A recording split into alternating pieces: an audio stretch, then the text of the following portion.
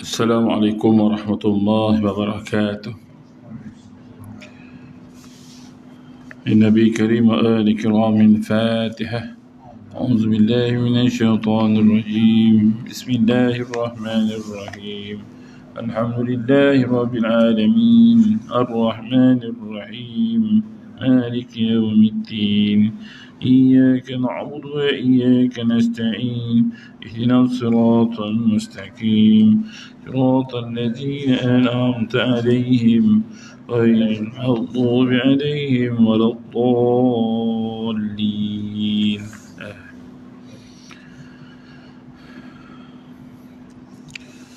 الحمد لله رب العالمين والصلاة والسلام على أشرف الأنبياء والمرسلين وعلى آله وصحبه أجمعين. رب صدري ويسر أمري واحلل عقدة من لساني يفقهوا قولي.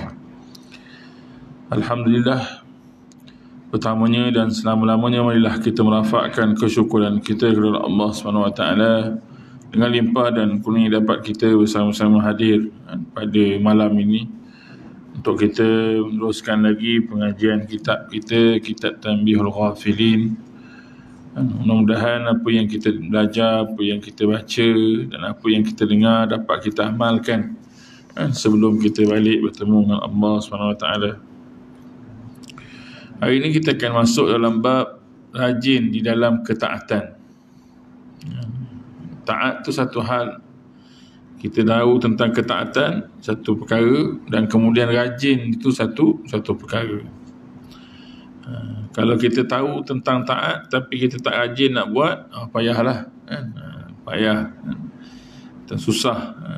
Kita tahu tentang ketaatan, apa yang Allah suruh, apa yang Nabi suruh, maka kita rajin buat, maka insya-Allah akan dapat pahala, dapat pertolongan daripada Allah SWT. Kita mulakan dengan hadis Rasulullah sallallahu alaihi wasallam. Iaitu Abu Lais As-Samarkandi meriwayatkan dengan sanadnya daripada Muaz bin Jabal radhiyallahu anhu berkata, Rasulullah sallallahu alaihi wasallam bersabda, "Alla adulluka ala abwabul khair?" Qultu na'am.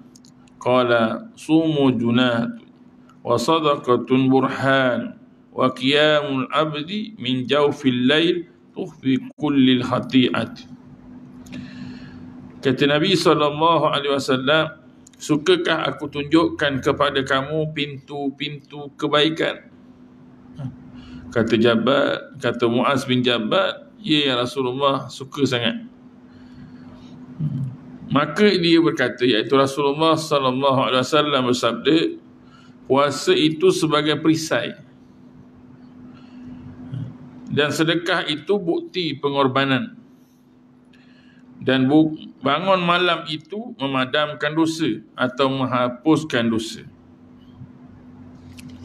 Dalam hadis ni Nabi sebut 3 perkara. Pintu-pintu kebaikan ni ada 3. Yang pertama, puasa itu sebagai perisai. Sebagai perisai. Sebab bila kita puasa, kita tu dalam ibadat. Ini dalam ibadat kepada Allah SWT. Sebab kita mulakan dengan niat. Maka kita buat pun kerana Allah Ta'ala, lillahi ta'ala. Nawaitu sawmaradin, disebutkan. La ilaha ta'ala kana Allah Ta'ala. Maka bila kita buat puasa tu, bukan sekadar menahan makan dan minum,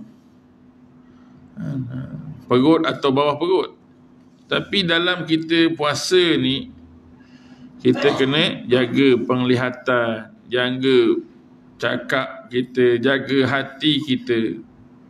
Supaya apa? Supaya dosa-dosa ataupun perkara-perkara yang kita buat itu tidak mengganggu pahala puasa kita. Seperti mana yang disebutkan oleh Nabi SAW, puasa ni milik Allah. Puasa ni milik Allah SWT. Allah yang akan bagi pahala pada kita. Sebab yang tahu betul-betul kita ni puasa ke tak puasa ni Allah. Daripada kita mungkin jaga perut ataupun jaga mulut, jaga makan minum je. Tapi bila hati kita tak jaga, mulut kita tak jaga, maka Allah kurangkan pahala kita. Maka puasa ni sebagai perisai. Sebab tu Nabi ingatkan kepada kita, kalau kita ni rajin atau banyak buat masalah ataupun banyak buat dosa, kita duduk dalam keadaan berpuasa. Dalam keadaan berpuasa, puasalah. Supaya apa?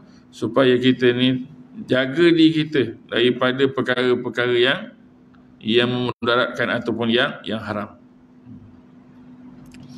Maka kita jaga mulut, jaga pemikiran, jaga akal, jaga nafsu dalam kita berpuasa. Dan yang kedua, sedekah itu bukti pengorbanan. Bila kita bersedekah itu bukti pengorbanan. Bukti kita berkorban kerana Allah SWT. Terima kasih ataupun syukur kita kepada Allah SWT. Bersedekah itu tanda kita syukur kepada Allah SWT. Macam-macam nikmat yang Allah berikan kepada kita, maka kita buatkan yang disebutkan dengan sedekah itu supaya berterima kasih dengan Allah SWT. Dan yang ketiga, pintu kebaikan adalah bangun malam. Bangun malam. Dan hadis Nabi SAW, Nabi kata Allah paling suka, amalan yang paling Allah suka ialah bangun malam, iaitu semayang. Sebab apa? Sebab sesungguhnya semayang ni, bila semayang malam ni, tak ada benda yang kita nak tunjuk pada orang ke, pada siapa-siapa ke. Kita bangun malam ni untuk kita, tapi kita sanggup bangun sebab nak mengharapkan kasih sayang Allah SWT, pertolongan Allah SWT, dan pengampunan Allah SWT. Jadi kita ni tiga perkara yang disebutkan oleh Rasulullah sallallahu alaihi wasallam, abwabul khair, pintu-pintu kebaikan. Yang mana bila kita buat ni pasti ada kebaikan di sisi Allah SWT dan juga untuk kita. Abu Lais meriwayatkan dengan sanadnya daripada Abu Ubaidah radhiyallahu anhu berkata, saya telah mendengar Rasulullah sallallahu alaihi wasallam bersabda, saumul junat ma lam ya'rifuha bil ghiba. Puasa itu ialah sebagai perisai selama mana tidak dikoyakkan, iaitu tidak dikoyakkan dengan melakukan ribah, iaitu menyebut-nyebut keburukan orang. Kata Nabi SAW, Nabi kata sesungguhnya puasa ni sebagai perisai kita. Selagi mana kita tak koyakkan dia, selagi mana kita tak patahkan dia, dia akan jadi perisai daripada kita buat dosa. Selagi mana apa? Selagi mana kita tak koyakkan dia, iaitu dengan melakukan ribah. Yang lepas kita dah belajar tak apa tu ribah. Ribah tu iaitu membuka aib orang. Buka aib orang, iaitu menyebut-nyebut keburukan orang, atau mengumpatlah, senang cerita. Yang lepas kita dah baca dah bahawa ada seorang perempuan datang jumpa Nabi SAW. Bila dia datang, habis dia berjumpa dengan Nabi SAW, maka dia balik je, Aisyah datang, wahai Rasulullah, pendeknya makcik tu, wahai Aisyah, kata Rasulullah, wahai Aisyah, jangan riba, jangan buka aib orang. Buka aib orang, menyebut keburukan orang. Ya, betul kan ya Rasulullah, memang dia pendek kan? Memanglah pendek. Tapi kalau dia dengar kita cakap macam tu depan orang, agak-agak sakit hati tadi, marah tak dia? Kita buka aib dia tak? Buka. Kalau macam itu tak payah cerita. Wahai Aisyah, ghibah tu adalah mengumpat tu, atau cerita benda-benda yang buruk ni pada orang, pada memburuk keburukan orang, maka itu ghibah, itu buka aib orang atau dosa besar. Itu dosa besar. Kita disebutkan dengan ghibah. Benda tu memang ada pada dia, tapi dia tak suka cerita pada orang ramai. Itu buka aib orang atau keburukan orang. Contoh kita gelar-gelar kan, Pak Mat Boncit Pak Mat Hitam kan, apa lagi, Pak Mat Pekak kan. Kalau Pak Mat Pekak lah, dia tahu lah, dia kenal, dia dengar kita cakap pekak, agak-agak dia marah ke dia suka? Kalau dia marah, apalah panggil aku pekak kan?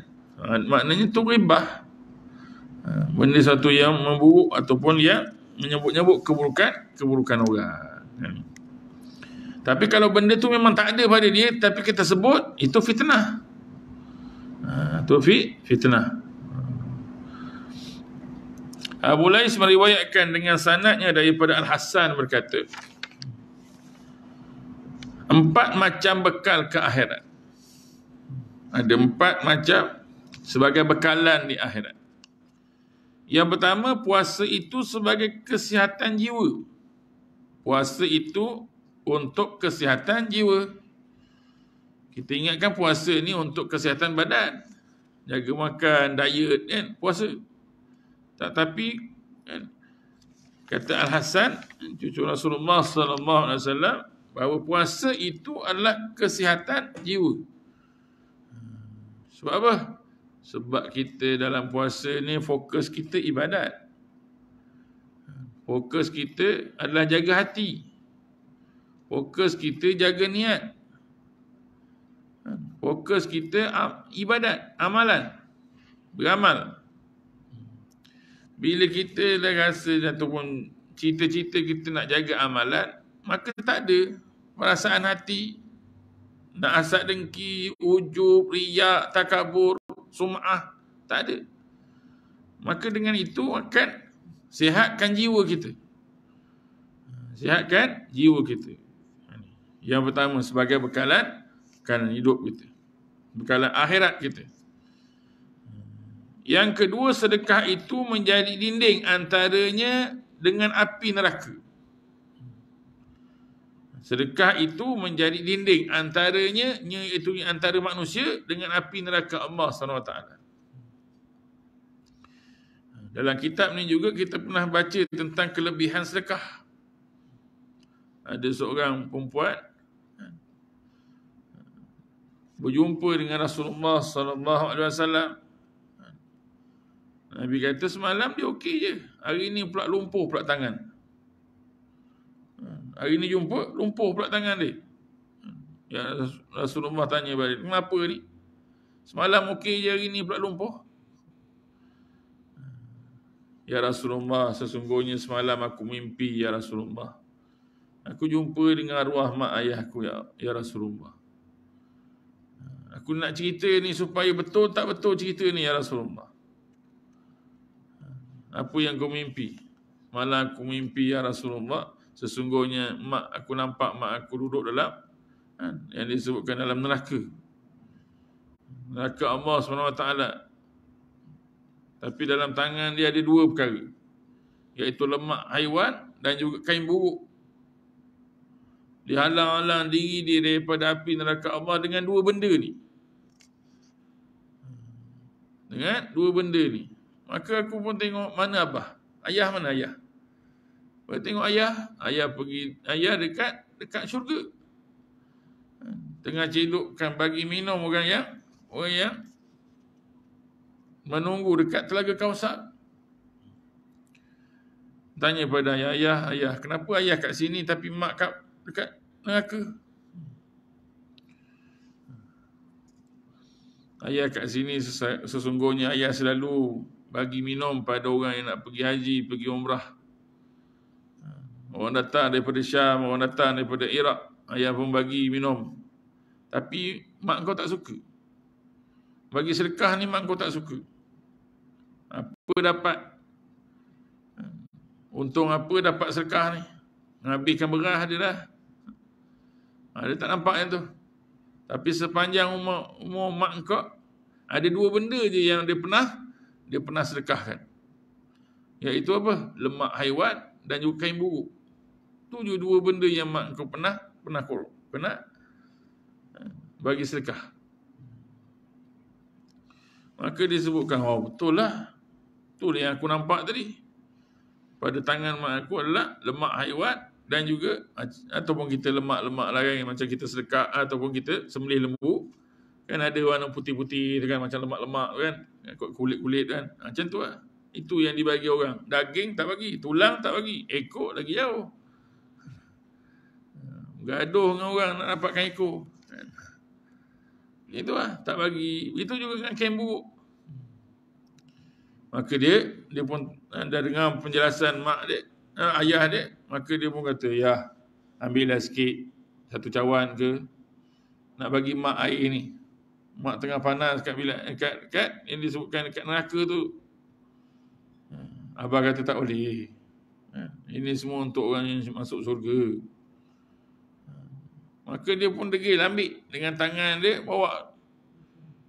Tiba-tiba tangan dia dipukul oleh malaikat. Dipukul pada mimpi dia, pukul oleh malaikat hinggakan lumpuh tangan dia. Hinggakan sekarang ya Rasulullah, tangan aku ni lumpuh.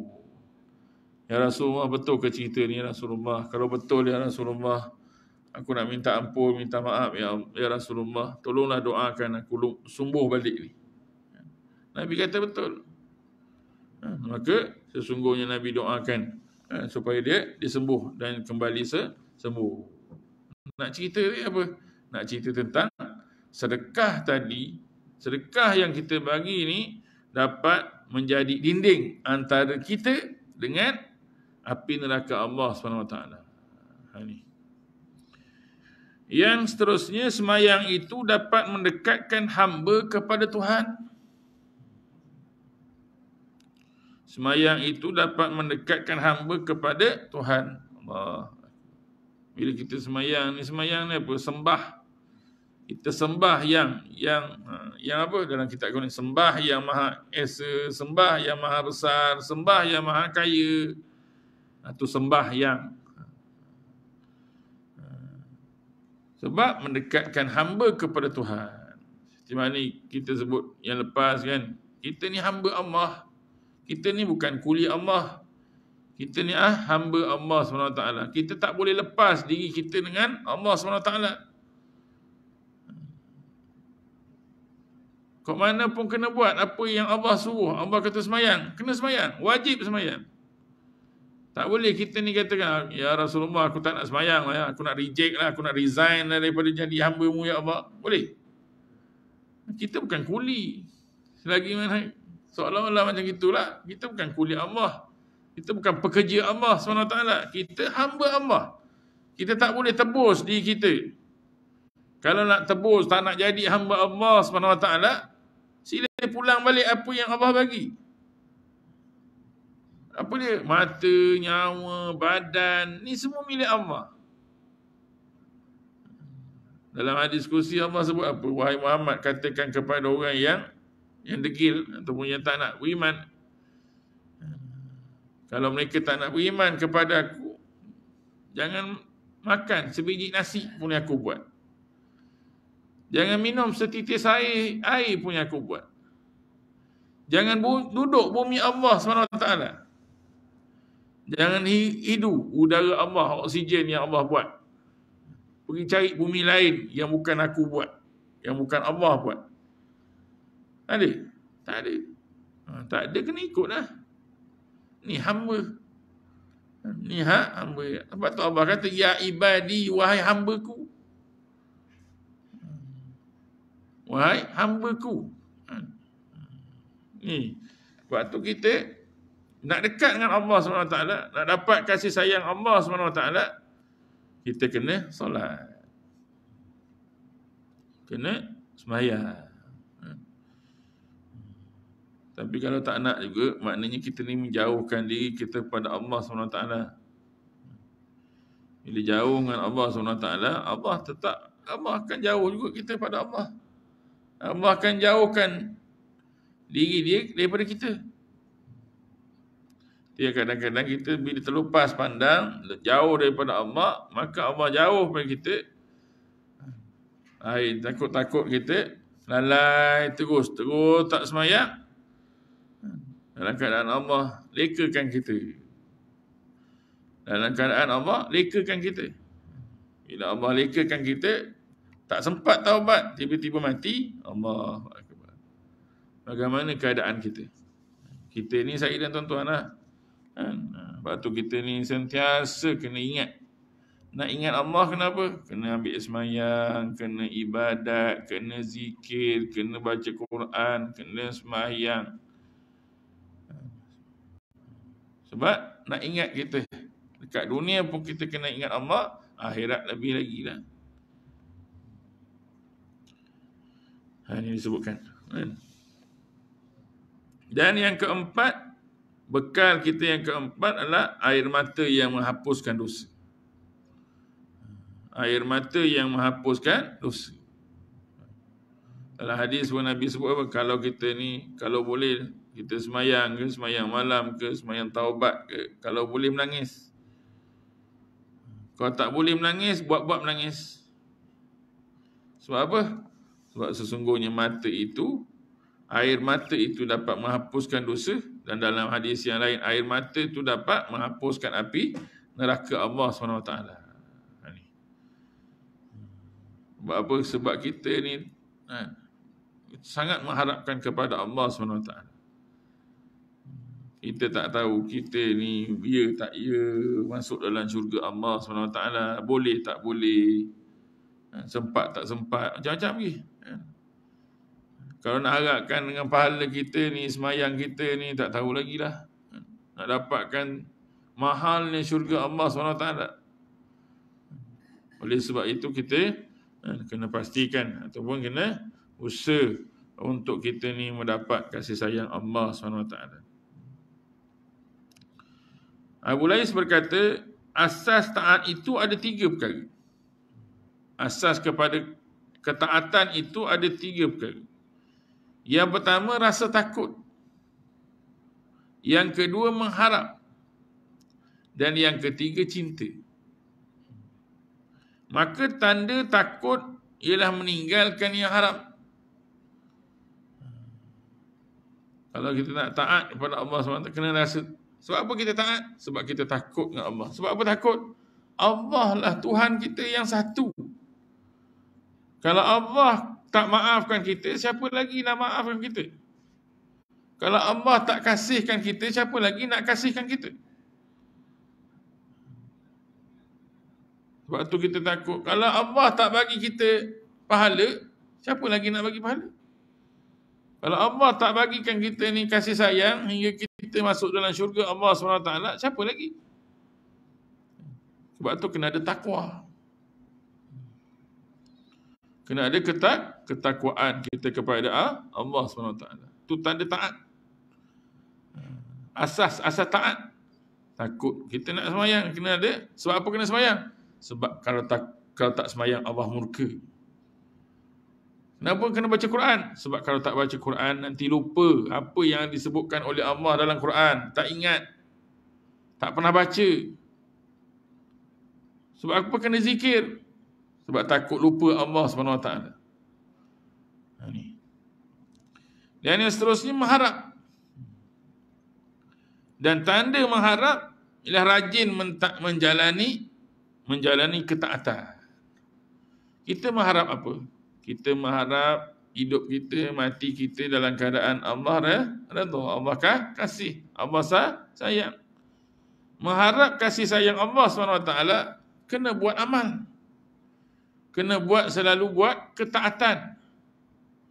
Barulah betul kita mengharap. Kalau kita duduk je, macam kita duduk je kat rumah, mengharapkan kerja, mengharapkan gaji, memang tak ada lah. Memang tak ada lah. Kerja tidak, apa tidak, usaha tidak, tiba-tiba nak gaji, tiba-tiba nak ada makan. Pada logik akal memang tak ada lah. kan? Itu juga kita nak dapat Allah sayang kita, kita nak dapat supaya Allah masukkan kita dalam syurga tanpa amal. Batu ulama ingatkan kepada kita,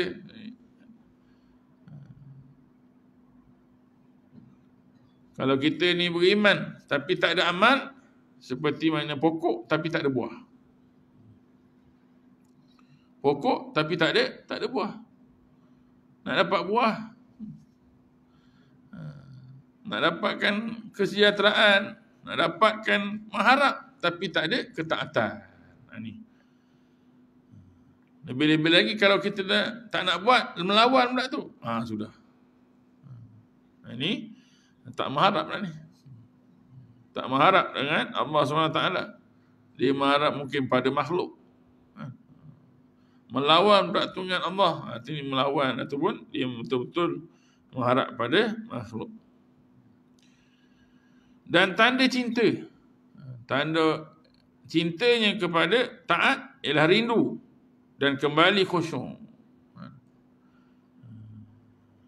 Cinta kita ni kena rindu.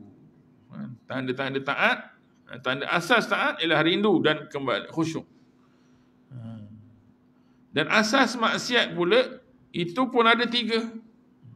Asas maksiat ada 3, iaitu pertama, sombong. Yang kedua, rakus, tamak. Yang ketiga, hasad. Iaitu dalam perkataan kita, dengki. Hasad dalam bahasa Arab, dengki dalam bahasa Melayu. Kadang-kadang kita guna teruk sangat, hasad dengki terus. Dua-dua kita guna. Ada pun sombong bermula dengan iblis. Berlaku pada iblis ketika diperintahkan untuk sujud, lalu sombong sehingga terkutuk. Allah kata, sujudlah kamu wahai Adam wahai iblis kepada Adam. Sujud kat situ bukan sujud ibadat, bukan suruh sembah Adam, tak, sujud takrim, sujud hormat. Macam itulah kan, anak-anak datang raya ke, datang rumah pak cik ke, salam atuk. Apa nak salam atuk? Siapa atuk ni kan? Ayah juga macam tu kan. Anak dah cakap macam tu, marah kita kan. Ayah kata salam jelah. Apa salah ayah nak marah saya pula, tak salam dengan atuk ni? Lempang kan. Itu lah kan. Itu juga Allah. Yang suruh tu siapa? Allah. Lepas tu diingatkan dalam kitab tu, dalam kitab tafsir, bukan sujud ibadat, sujud takrim, sujud hormat. Kemudian dia kata pula, aku tak nak sujud, apa salah nak sujud dengan Adam? Adam daripada tanah, aku daripada api. Aku daripada cahaya. Maka dia engkar, dia sombong, dia bangga diri. Maka itulah yang terkutuk. Kan dalam sebuah hadis dia kata apa? Wahai manusia, bila syaitan ataupun nak iblis jumpa dengan manusia, wahai manusia, dulu aku dikeluarkan daripada syurga disebabkan aku tak nak sujud dengan Adam atas perintah Allah SWT. Tapi sekarang ni, tapi kamu ni Allah suruh sujud kepada Allah SWT satu hari 5 waktu. Tapi kamu tak nak sujud. Aku yang sekali tak nak sujud ni dah tercampak daripada syurga. Kamu ni lagilah. Satu hari 5 waktu. 5 waktu tak buat, berapa kali kena campak daripada syurga. Dah terkeluar dah daripada syurga Allah SWT. Yang kedua, rakus telah berlaku kepada Adam yang makan daripada pohon yang dilarang kerana ingin kekal. Akhirnya diusir daripada syurga. Rakus ni, tamak ni berlaku kepada Nabi Adam AS. Allah dah kata dah, jangan dekati pokok atau pohon ini sebut pokok holdi, buah holdi. Tapi tetap juga, walaupun yang diberitahu ataupun yang mengusir ataupun adalah syaitan, tetapi dia tetap juga nak ikut syaitan. Sedangkan yang melarang itu Allah. Patutnya dipikir yang besar mana, yang Allah ke syaitan? Allah ke syaitan, tapi dia tetap juga. Sebab ikut kata syaitan, kalau kau nak kekal, kau kena duduk, kau kena makan buah khuldi ni, barulah kekal. Padahal yang beri larangan Allah SWT. Ini disebutkan. Sebab tu tamak, hingga kan tak ikut atau perintah Allah SWT. Dan ada pun hasad, dia berlaku kepada anak Nabi Adam AS, Qabil, yang membunuh saudaranya sehingga dimasukkan dalam neraka. Maka kewajipan tiap meninggalkan maksiat, rajin beribadat dan ikhlas dalam taat kepada Allah SWT. Akhirnya dalam kita buat ketaatan ini, untuk yang pertama sekali meninggalkan maksiat. Apa yang Allah kata haram, tinggal. Apa yang Allah kata tak boleh, jangan buat. Jangan cari alasan, boleh kot, sikit-sikit. Habis. Kalau sikit tak apa kot. Yang arak tu kan yang mabuk, yang haram kan yang memabukkan. Yang tu haram. Kalau minum setitik ke satu sudu, tak apa kot. Bayar. Tak boleh tu. Bila sikit ke banyak ke, tak boleh. Macam kita kan. Boleh tak kita? Bila Allah kata arak tu haram, dah lah haram. Dia memudaratkan. Kalau sikit pun haram, banyak pun haram. Lagi haram. Kalau kata sikit tu haram, ataupun kita katakan tak boleh, tak boleh lah. Macam besok saya ambil satu cawan ni, air masak je. Air masak satu cawan, saya letak je setitik Roundup. Tuan-tuan nak minum? Sikit je, setitik je. Bukan banyak pun, bukan satu sudu. Siapa nak cuba dulu? Sediakan keranda je kan. Itu hari masuk, ada pernah sekali masuk hospital. Sebelah saya ni tukang kebun dekat MRSM Bakri tu kan. Dia masuk sebab apa? Dia baru lepas meracun tu. Sekali teridu je. Sebab teridu Roundup, dia punya paru-paru ni berdarah. Dia baru teridu, bukan minum, baru teridu. Teridu je tu, dia tak pakai yang mask tu. Tutup hidung tu tak pakai. Batuk, darah. Rupa-rupa tengok-tengok, doktor kata paru-paru dah ada yang dah koyak sikit. Tu yang berdarah tu. 2 minggu. Kita dah balik dah hore-hore dah kat rumah. Dia duduk lagi kat sikit. Itu baru, ni mesti ada dia. Kebaikan yang Allah SWT. Bila Allah kata haram, dah lah haram. Jangan buat. Dengan dalil-dalil yang disebut. Itu juga dengan Nabi kata, dengan apa yang ulama-ulama kata, kalau haram, jangan buat. Itu semua nak jaga kita. Nak jaga diri kita. Dan yang seterusnya, meninggalkan maksiat tadi, rajin ibadat. Tadi pertama, tinggalkan maksiat. Yang kedua, rajin ibadat. Jaga sembahyang. Jaga sembahyang. Yang wajib dalam sehari semalam ni 5 waktu je. Sembahyang 5 waktu. Itu wajib. Baca Quran, sunat. Zikir, sunat. Tapi jangan tak buat. Itu menambah semua tu. Sembahyang qabliyah ba'diyah tu sunat. Tapi itulah yang membantu melengkapkan ibadat-ibadat kita. Rajin ibadat. Rajin baca Quran. Rajin zikir. Dan ikhlas dalam taat kepada Allah SWT. Kita buat ni semua kerana Allah SWT. Bukan kerana orang, bukan kerana nak disanjung, bukan kerana nak dilihat. Tak ada. Kerana Allah pernah sebut, kita pernah baca yang lepas, bahawa sesungguhnya bila dia kata ada seorang jumpa dengan Allah SWT, ya Allah, Sesungguhnya tak ada pun amalan-amalan aku. Aku dulu buat sembahyang, pergi haji dan sebagainya, tak ada pun ditulis dalam buku report card. Tak banyak-banyak ni je. Maka Allah kata sesungguhnya ada amalan-amalan kamu yang kamu buat bukan kerana aku. Kamu buat bukan kerana aku, tapi buat kerana orang. Pergi pada orang yang kamu buat tadi, yang kamu act sangat tu kan, pergi nak tunjuk dengan dia kan, pergi pada dia.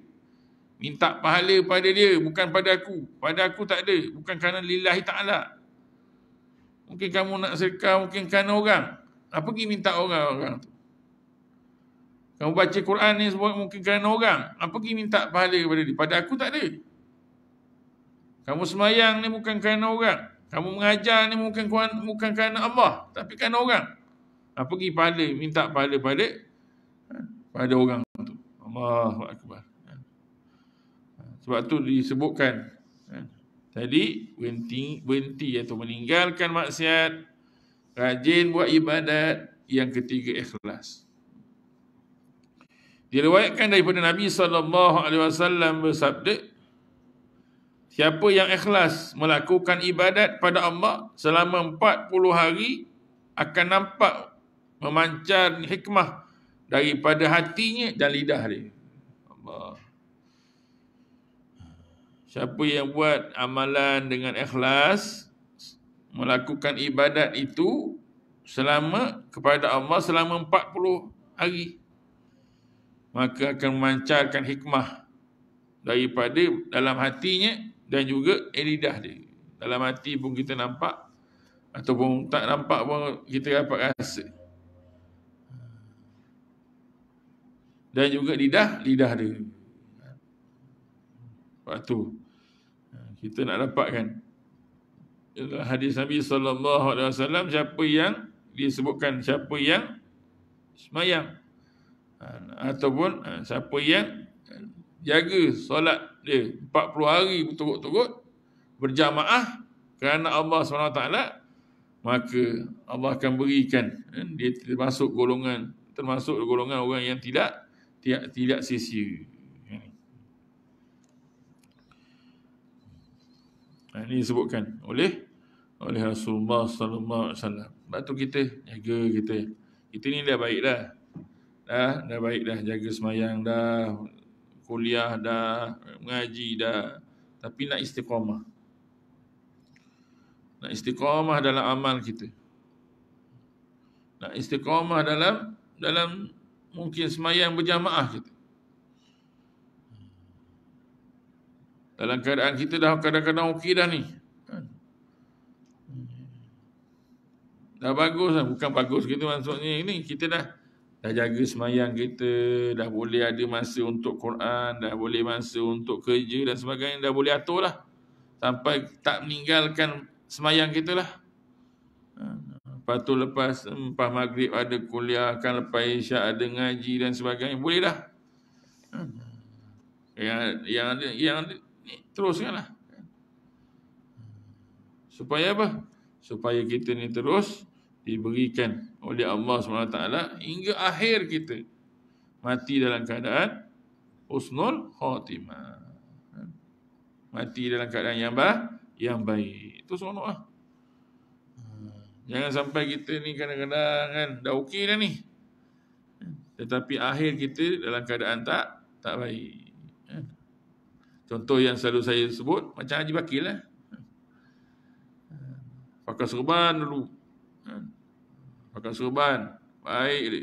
Lepas je bininya mati, hilang serban. Semalam hujan. Datang orang pula tu minta sedekah. Budak-budak tak boleh main banyak-banyak duit. Datang cikgu Murni, wah boleh pula. Last kali jumpa dengan cikgu Murni pula dekat tepi pantai pakai seluar pendek. Daripada dulu pakai serban, terus jumpa pula pakai seluar pendek. Bila Ramli dah tunjuk lama dah. Daripada baik tu jadi tak baik dan sebagainya. Okey, boleh jadi. Mentang-mentang dah pencen, dapat APF lebih, hilang surau. Contoh. Yang tu kan. Tapi kan ni kena jaga kita. Hikmah. Sebab tu istiqamah. 3 macam orang tu yang last. 3 macam orang yang menanam kebencian dan murka untuk dirinya sendiri di dalam hati orang-orang. Bahkan mereka telah merobohkan apa yang mereka bangunkan. 3 macam orang manusia ni yang menanam kebencian dan murka untuk dirinya sendiri di dalam hati orang-orang. Ada 3 golongan manusia yang menanamkan kebencian orang lain pada dia. Bahkan mereka telah merobohkan apa yang mereka bangunkan. Kasih sayang roboh. Kepercayaan roboh. Sebab apa? Yang pertama, orang yang sibuk mencari kesalahan orang.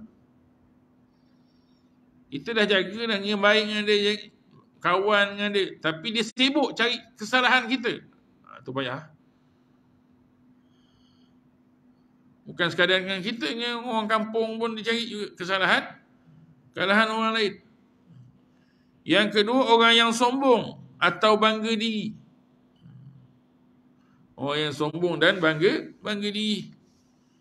Dia dah baik dengan kita dah. Satu kampung baik, dah hormat dengan dia. Tapi tiba-tiba dia sombong. Bongkak pula tu. Bangga diri yang tak kena ini. Ini yang kedua. Dan yang ketiga, orang yang riak dalam amal perbuatan dia.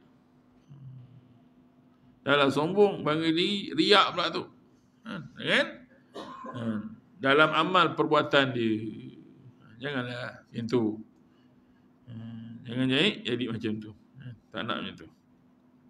Dan 3 macam orang yang menanam cinta, sayang dalam hati orang-orang dan mereka akan mencapai keselamatan dan kedudukan di langit.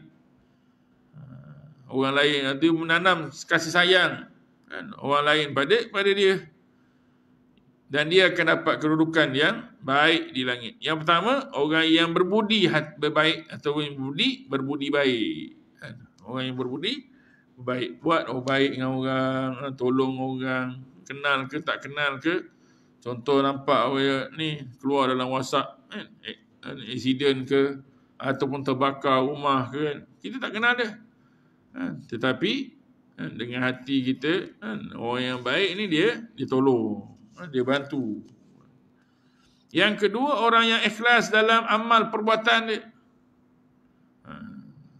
Apa pun yang dia buat, semua ikhlas kerana Allah SWT. Yang ketiga, orang yang tawaduk, iaitu orang yang merendah diri. Merendah diri kepada diri dia ataupun kepada Allah SWT. Macam kita lah kan. Saya dulu kata, penyakit zahir ni dan penyakit ni ada 2. Penyakit zahir dengan penyakit batin. Kita dah banyak ulang kan. Penyakit zahir ni, tuan badan tahu dia sakit, tapi orang lain tak tahu dia sakit. Nampak macam sihat je. Nampak je sihat. Tapi nampak ni sihat ni. Ni darah tinggi ada, kecil manis ada. Orang lain nampak sihat je. Ustaz sihat Ustaz. Saya sihat pada gemuk je.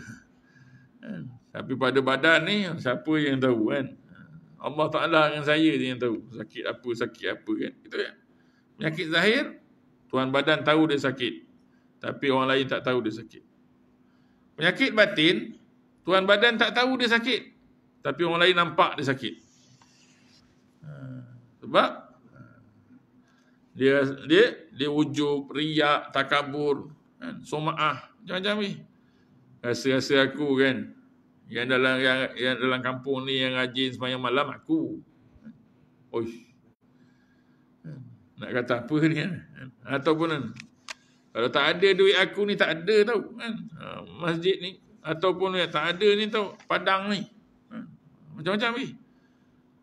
Tak ada tau kereta jenazah ni. Contoh itu kan. Dia jadi sombong tak nak itu. Lepas tu tuan-tuan rahmatullah Allah SWT tu penyakit. Penyakit dia sebutkan penyakit hati.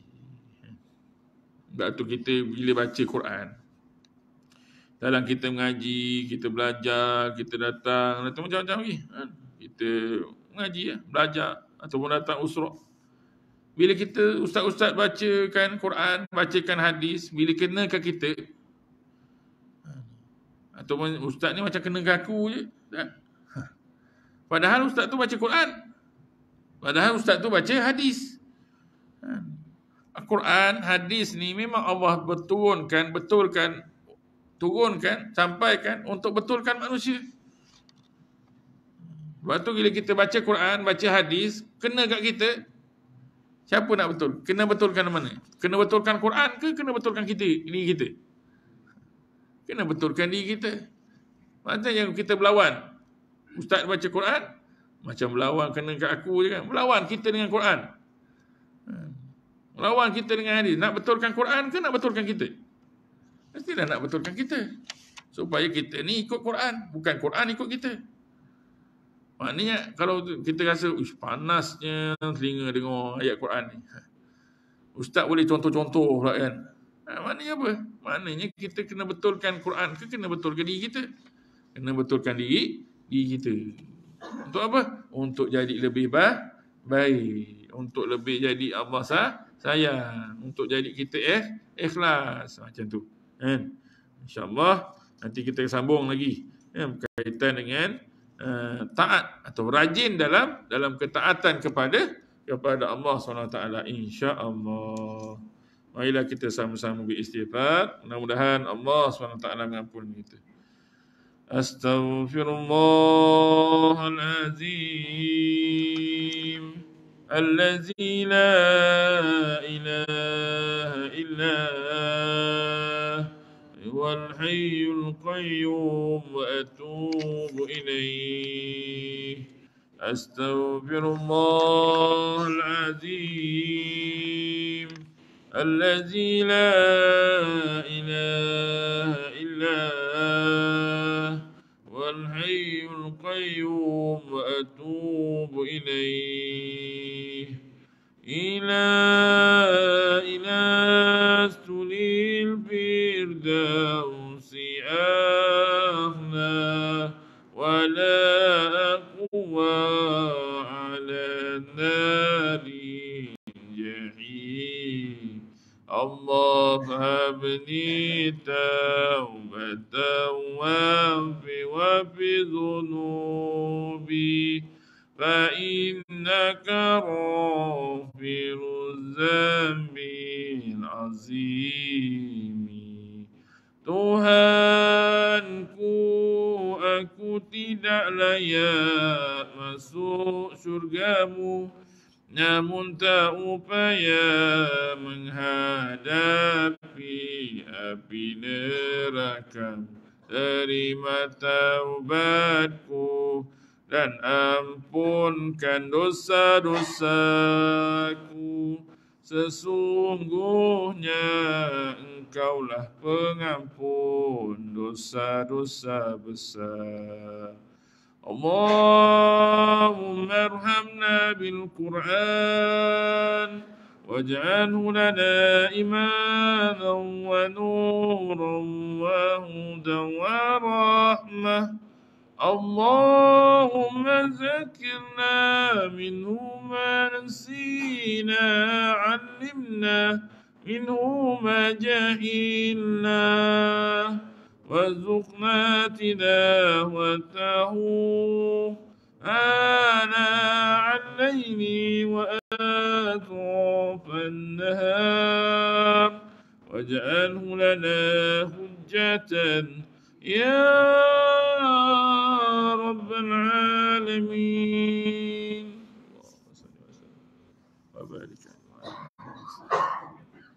Yang baik itu kepada Allah, yang kurang kelemahan saya sendiri, ampun dan maaf kesalahan dan silap. Mudah-mudahan kita semua dirahmati oleh Allah SWT.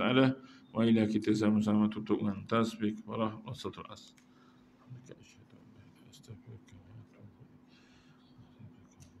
Bismillahirrahmanirrahim. والعصر إن الإنسان لفي خسر إلا الذين آمنوا وعملوا الصالحات وتواصوا بالحق وتواصوا بالصبر. السلام عليكم ورحمة الله وبركاته.